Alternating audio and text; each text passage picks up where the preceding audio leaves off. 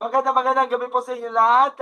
Of course, nanggaling tayo sa mga iba't ibang mga coverages kanina. Pero this time, balik po tayo sa home base para po sa ating Zoom interviews with Team Dink and Drink. Hello Para po. tayo, parang pinagsabang pickleball tapos umiinom. Eat and Drink ang pangalan ng team. At sila po ang itinanghal na Grand Champion sa SM Pickleball Super Series na ginanap po sa SM East Ortigas, dyan po sa may Pasig City. And sila po ipapadala dyan sa Pickleball Champions League Asia sa susunod na buwan dyan po sa Shenzhen, China. Ikukwento natin sa atin ang ating mga members ng team. Although ang ating coaching staff ay hindi makakadalo dahil may mga kailangan inasikaso. So, let's bring them in. Siguro pakilala natin isa-isa ang ating mga members. Sunayin natin, ladies first, Ma'am Fatima. Hi po, I'm Fatima po and I'm Nick. Alright, ikaw naman, Jillian. Ay po, I'm Jillian po. And si Abby. Hi, I'm Harvey. Yan po ang Team Think and Drink na inirepresenta ang ating bansa dyan sa Pickleball Champions League Asia. And sa pagkakaalam ko, all of them came from, tennis. Yung ating pinagmula na sport, racket sport. Si Ma'am Pati pa nga, member siya dati ng ating soft tennis team. Ang mga nakasabayan nyo, sina Christy Sanyosa, si Bea Yerga, si Berbien Beosano, at ikaw, pero ngayon, full-time ka na sa pickleball. So siguro, isa-isay natin silang may kwento sa atin ang journey ninyo. From one sport to, sabihin natin, the fast rising sport in the country, which is pickleball na, alam naman natin, ang daming mga nagkaka-interest doon at ang daming engagement na dito sa sport. What are your thoughts or paano nyo nag-umpisa ang inyong pickleball story? Unahin natin, ladies first, si Ma'am. okay, so I started pickleball po because napansin ko po si Nick kasi we've been teammates since high school. So napansin ko po na parang masaya siya, so I tried. Niyaya niya po ako mag-pickleball. Tapos napansin ko rin po na yung community ng pickleball is so positive and vibrant to the point na na-encourage ako to play it as a parang hobby lang. Kasi since I was a member of the soft tennis, so parang yun lang yung pang um, for fun na game ko lang. And then as months went by, parang na-appreciate ko na po yung laro na pickleball and nag enjoy ako. It was also a way of bonding with my friends, with Nick. So, ayun po, to, I played pickleball until such time na naging full-time. Tapos, we started competing. And, ayun, umabot na po sa ganitong level. So, I'm grateful for that. Pero prior to that, Fatima, nakapag-compete ka ba internationally sa pickleball mismo? Kasi sanay naman tayo na nagko-compete ka before sa Asian Championship sa soft tennis. But sa pickleball, pag ilang beses mo na nagko-compete internationally prior itong upcoming event natin? Yung first international competition ko po sa pickleball was in Bali last year, September 2024 with Nick. And then, nung March or April, pumunta rin po kami ni Nick sa Vietnam to compete for Team Saipic po. Okay. And then naman, after that, go ahead, tuloy mo. so, Tuloy mo. along with the top Philippine players like Sarah Jane Lim and Leander Lazaro po. And then, now yung Shenzhen, China po. Okay, so maganda pala yung naging experience niyo na magkakaroon ng kapartner nga katulad ni Nick dyan po sa mixed doubles event nga ng pickleball. Ikaw naman, Nick, At since may connection kayo ni Fatima since high school na nag-umpisa kayo na mag-tennis, paano ka nakumbinsi ka na lumipat ka na sa pickleball?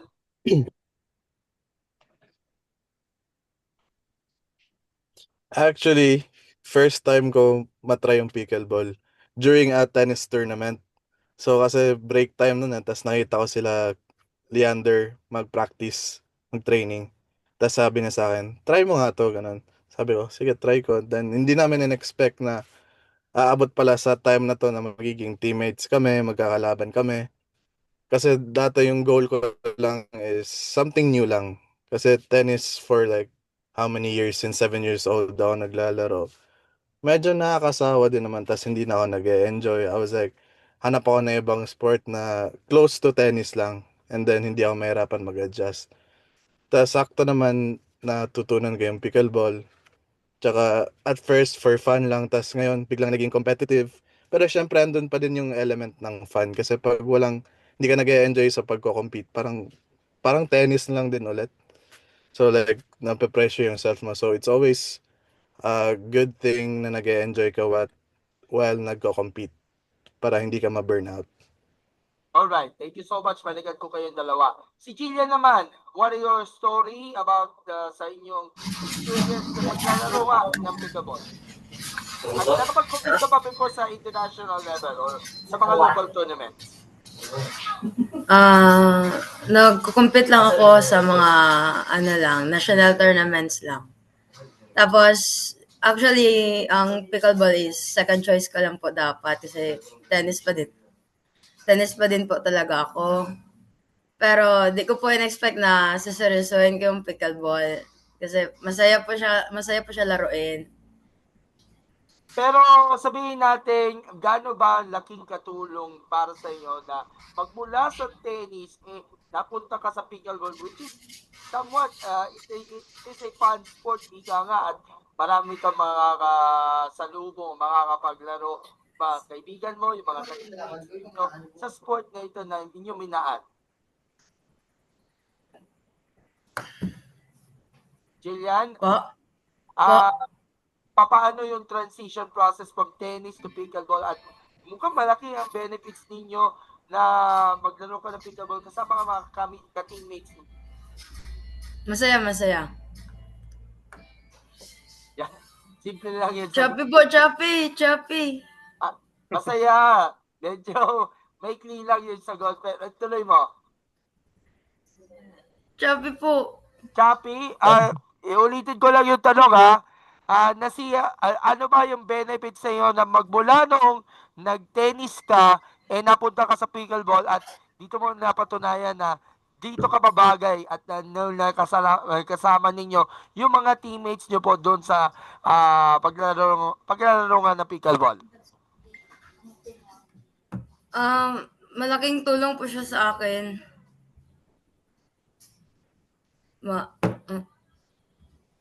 So, medyo nagkakaproblema lang yung audio ni Jillian. Balikan na lang natin siya maya-maya.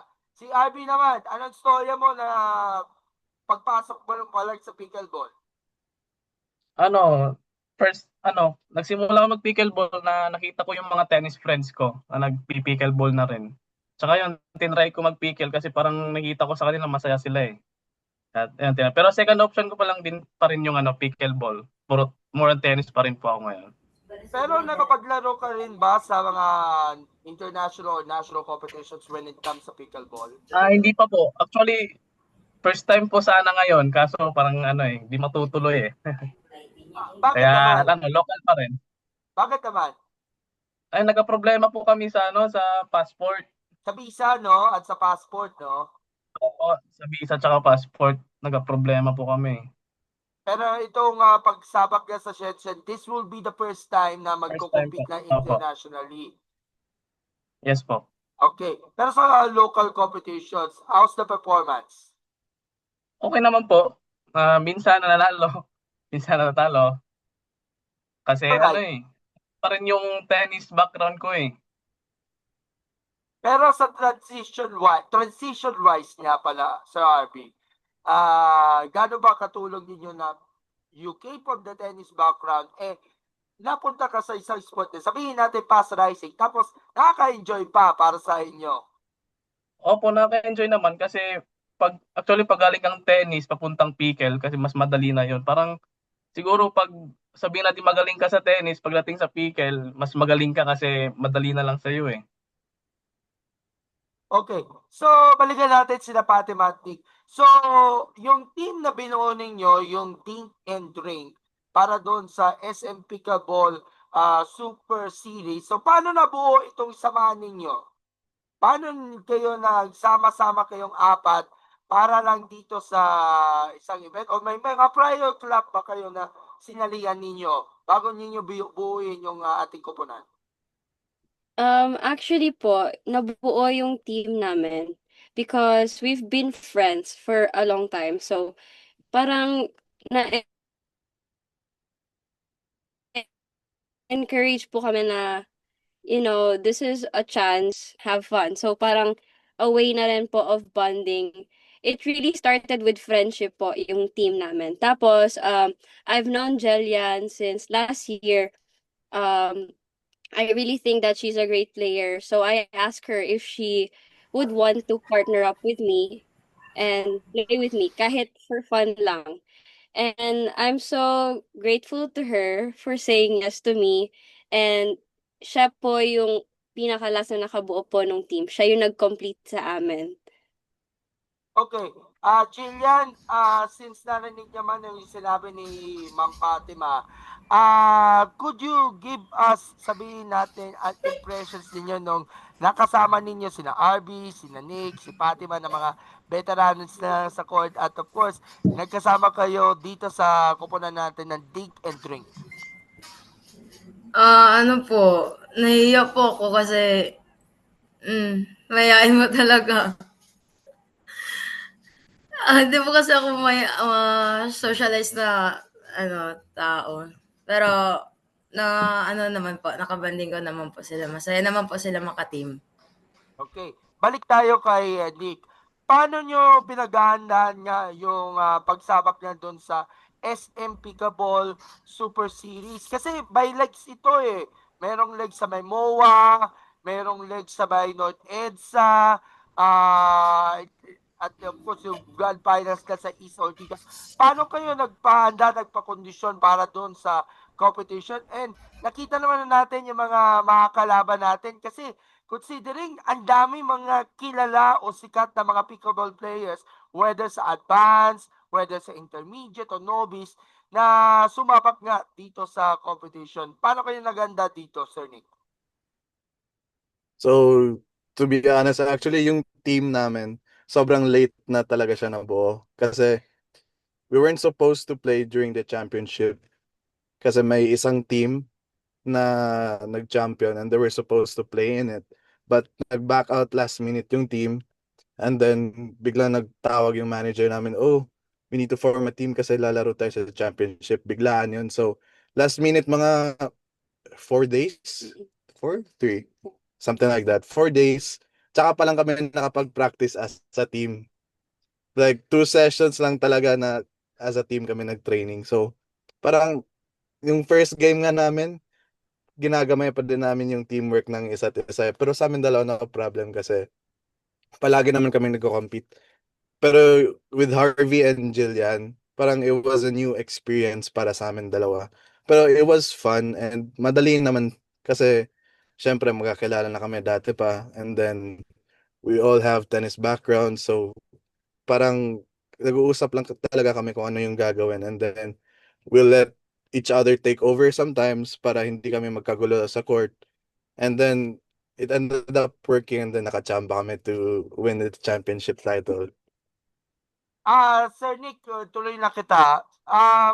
Kahit sabihin nating latecomer, so sabihin nating parang wildcard entry dito sa competition at given na ilang araw kayo naganda para doon sa grand finals nga doon sa East Ortigas, masasabi ba natin nasa 100% nga yung kondisyon at mukhang unti-unti nakikita natin yung gelling as one team kahit kung minsan may mga mistakes na nangyayari na of course pag first time kayo makakalaban o makakalaro, minsan may mga struggles na rin along the way.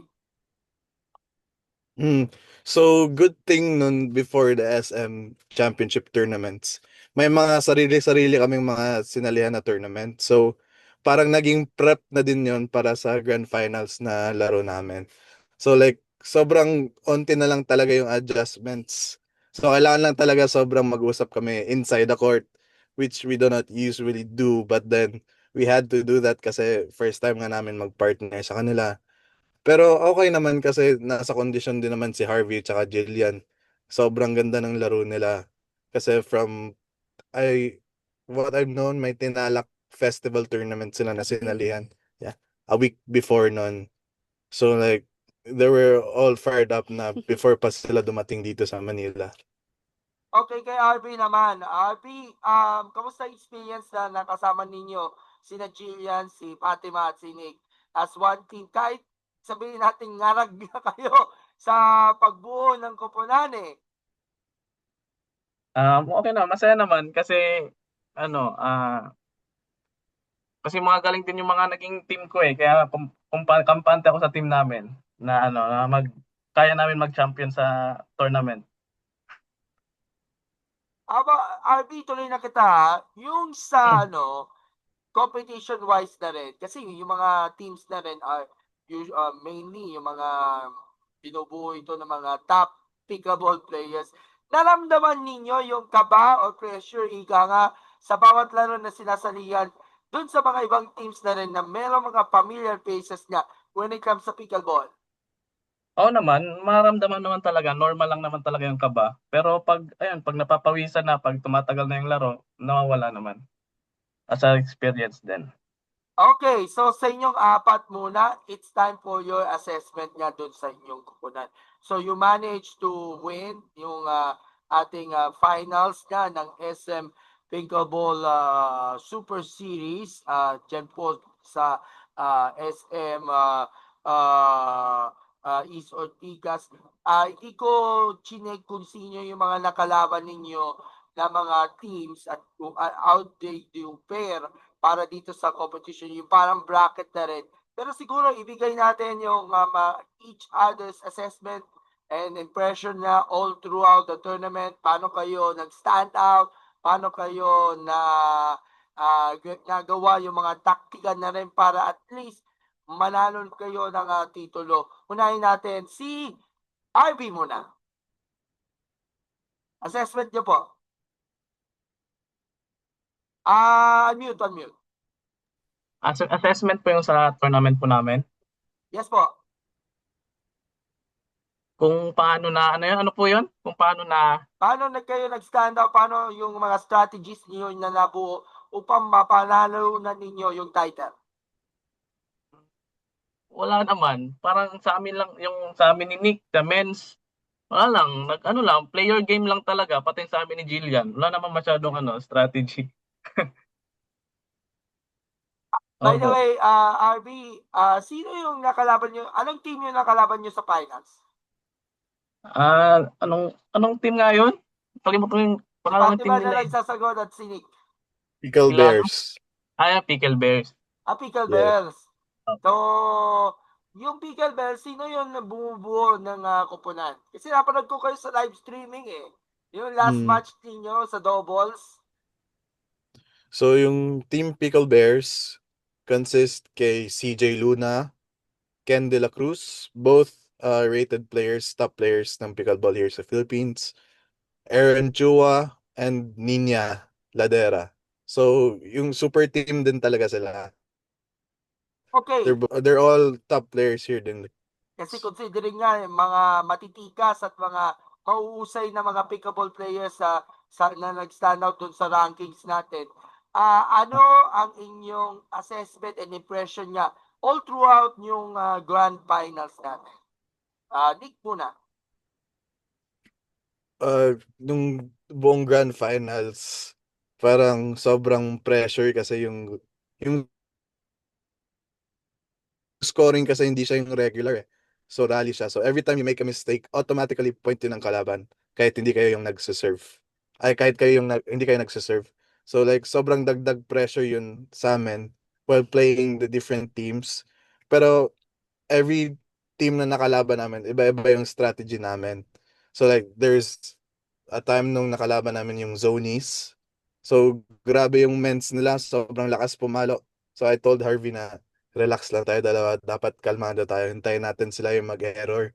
Balik lang, isangga lang natin yung mga drive nila, hindi naman kailangan na ibalik natin ng mas malakas eh. So like at that time, yung strategy namin, patagalan lang. So sino yung mas consistent, sila yung makakapanalo. And the next, yung Chill, Chill Pickleball Club. Sobrang galing din ng two pairs ng men's nila. Si Kuya Dino and yung teammate namin sa Saipik, si Patrick. So that time naman, puro lang din kami slow game. Kasi sobrang galing nila magbalik ng fast balls. So yung strategy din, consistency lang talaga. And then yung last match namin, which is yung Pickle Bears, yung pinaka-finals na talaga. Kailangan namin medyo aggressive nung time na yun. Kasi nung first match namin against them during the round robin level, tinalo nila kami. Pero dikit yung score, I think it was 21-19. 21-23. Oh no, joke. 23-21 yung score namin. Sobrang dikit lang. So sabi ko kay Harvey, dito sa finals, mas aggressive tayo. Dapat tayong mauna umatake.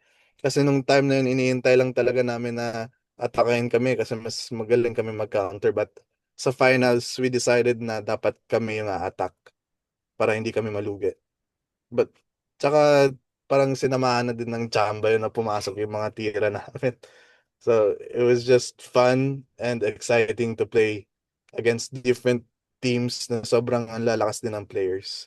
We're expecting din na ganun yung pressure. Actually, double the pressure pagdating namin sa Shenzhen, China. Okay, kay Pati ba naman, same question. So for me po kasi, like I've mentioned kanina, first time namin mag-partner ni Jelian. So, and it's also her first major tournament with crowds and all those media coverage, ganon. So, I didn't want to put pressure on her. So, yung lagi ko lang sinasabi sa kanya, mag-enjoy siya, okay lang magkamali, na making mistake is always part of the game. Hindi natin yung may iwasan. But what we can do is have fun. Kung ano yung mga control natin, yun yung gagawin natin. And it worked naman po. It worked with Jillian and she played so well. I'm so happy and proud of her. And throughout the tournament po, inexpect po talaga namin na tough yung matches kasi like Nick mentioned po, top players po yung mga naglaro doon.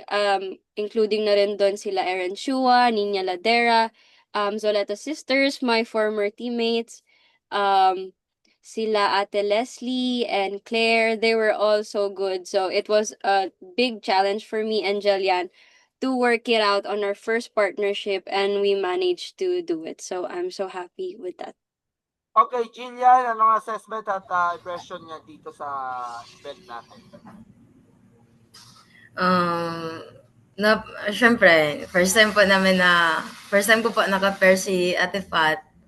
Nahiya pa po, adjusting. Siya po yung bumibigay sa akin ng strategy sa loob ng court kung ano po yung mga dapat kong gawin.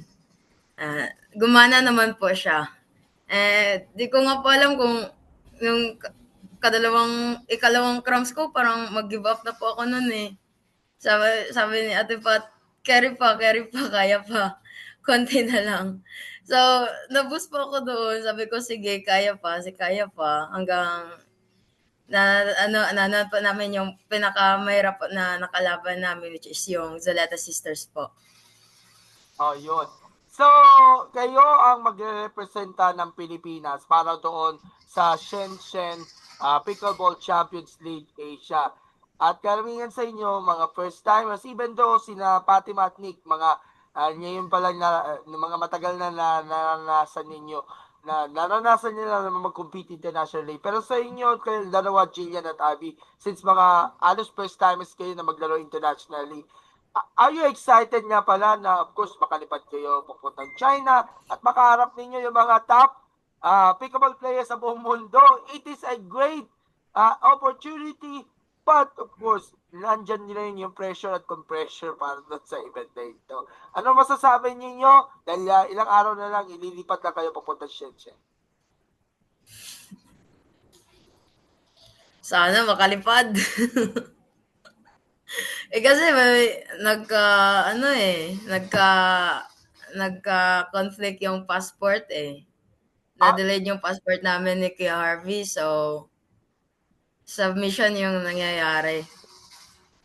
So, hindi kami makaka-represent ng Philippines sa China. So, bale, hindi pa kayo ready na makapagpunta dahil may mga inaayos pa. Tama ba yun sa passport niya sa visa? Yes. Okay. Si Abby naman, same situation. Opo, same situation. Pero kahit papano, kahit hindi ninyo magawa na maiproseso pa, hopefully, sa mga susunod pa na mga araw, are you assured nga na of course, hoping na makapaglipad nga kayo papuntang China para doon sa ating Pickleball Champions?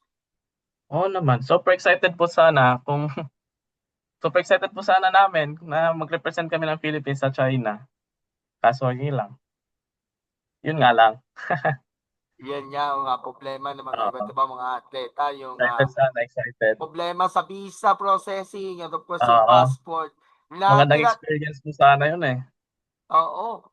Sabihin natin, maganda talaga opportunity to play abroad, pero ika nga, naranasan mo rin yung mga problema natin ng iba pa mga national athletes natin when it comes sa visa processing.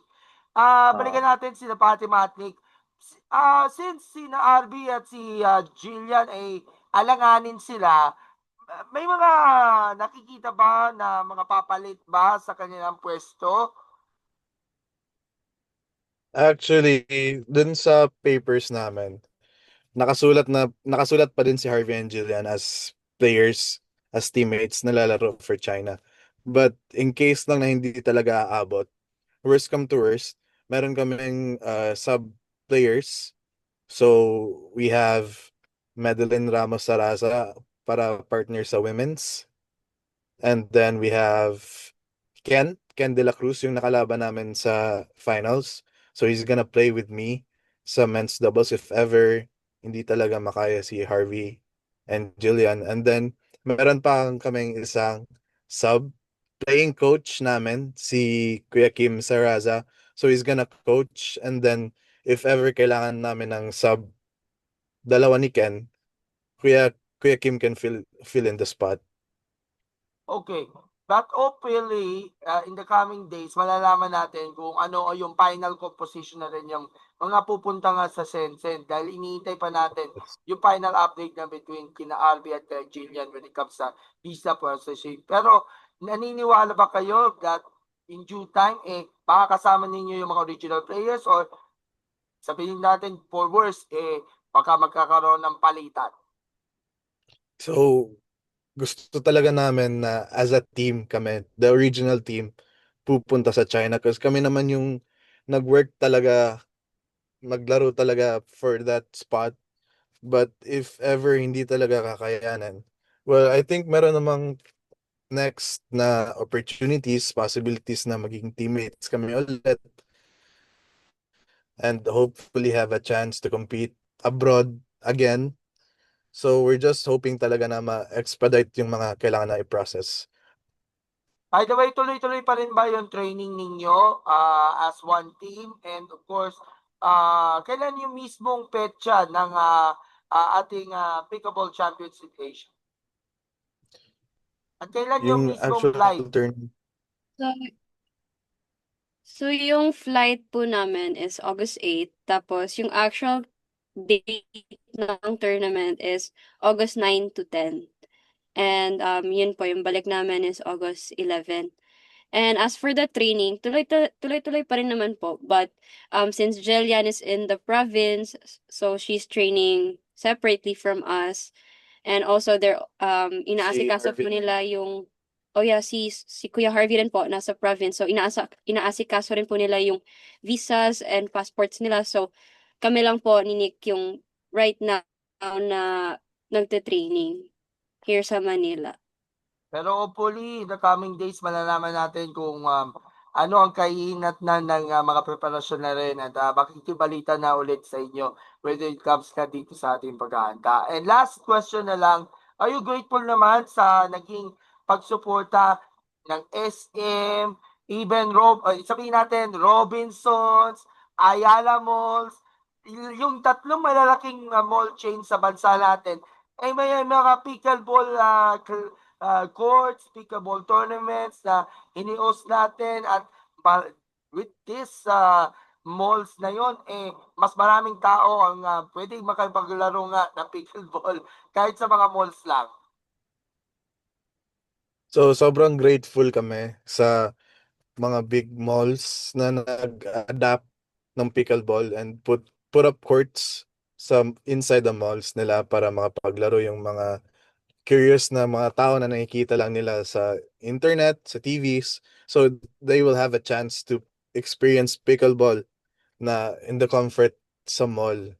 So like sobrang ganda ng opportunity na binigay ng mga malls na yun to us players then sa pag-support nila sa amin sa mga tournaments namin. And then they gave an opportunity for us players na makapag-compete in a higher level. Hindi lang yung let's say like sa mga province level na tournaments and stuff. So this is a really huge step para sa mga pickleball athletes natin. That's true po. These big malls help elevate pickleball to a higher level where everyone can play it anywhere po. And it gave us the chance to share how fun pickleball is and how like nakaka-encourage siya whenever you go with your family sa mall, you can play pickleball anytime. And also parang na-recognize na po yung sport na we've learned to love and continue to play. So we're really grateful for them for giving attention to pickleball. All right, so thank you so much to the four of you for gracing us with this interview.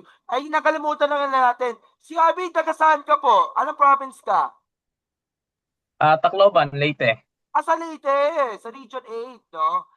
Okay. Region 8. Si Jillian naman. Ano po, South Cotabato. Okay, sa South Cotabato ka sa Soc Sargent. So parang Yes. Luzon, Visayas, Mindanao, yung Mindanao. presence. Si Fatima, taga Tawi-Tawi, no? Yes po. At si Nick ay good Zamboanga remember del Quezon, Norte. no? Sa may Zamboanga del Norte po, Sa Mindanao din. Zamboanga del Norte, sa tatlong taga Mindanao, tapos isang taga Visayas. So, Yes. sabihin natin, Visayas and Mindanao presence ay nasa pickleball na rin. So, pasalamat na tayo sa ating mga taga-suporta. RP, ikaw muna. Ayun, thank you po sa lahat na nag-support sa Team Dink and Drink, lalo na sa family ko na nanood sa live. Ayun, thank you. Okay, Jillian, your shoutouts, pasasalamat. Thank you so much po sa mga nanood through live. Sa family ko po and friends, thank you sa support. Yun lang po. Thank you. Okay. So, si Nick naman, yung shoutouts niyo po. First, I want to say thank you sa SM and Toby's, Sir Steve Kuhn for making this huge tournament possible. And then I want to say thank you to everyone na pumunta sa SM East Ortigas to support our team, Team Dink and Drink. Family ni Kuya Kim and Ate Mads, thank you so much. Our Manila Pickleball Club family, thank you. Pickle Yard. Tapos yung sponsor namin, partners, Cypic Philippines and Cypic Global. Mhm. Yeah, thank you so much for always having our backs and gearing up na grabe ka supportive kahit nasa phone sumisigaw. I love you so much. Okay, Fatima, go ahead. So I want to thank SM Toby's Sir Steve Kuhn for giving this opportunity po to us Filipino players. And I want to thank my family for coming from Tawi-Tawi to Manila just to support us, and Kuya Kim and Ate Med's family, the Saraza family, and most especially to our team manager, Yes. Ate Tina Mariano. Yes. She formed this Yes. team Yes. friendship, and so we dedicate this win to her. And we also want to thank our MPC family, Manila Pickleball Club, for coming and supporting us po. Alright, so thank you so much to Team Drink and Drink. More power and all the best. At makiki-update ulit kami pag meron kayong mga latest updates when it comes dun sa ating participation natin sa Shenzhen. Number 1 sa ating pick photo op. Number 1. Number 1 po tayo. 1, 2, 3. Okay. So muli ang aming pasasalamat sa Team Dink and Drake for having us here in our program, and we look forward for a bright participation at sana kayo pa rin yung pupunta sa Shenzhen para dito sa ating Pickleball Champions League. Laban Pilipinas! Maraming salamat and God bless. Thank Bye-bye! you. Thank Bye. you. Thank you. Po, Thank thank you. you. Thank you so much, everyone.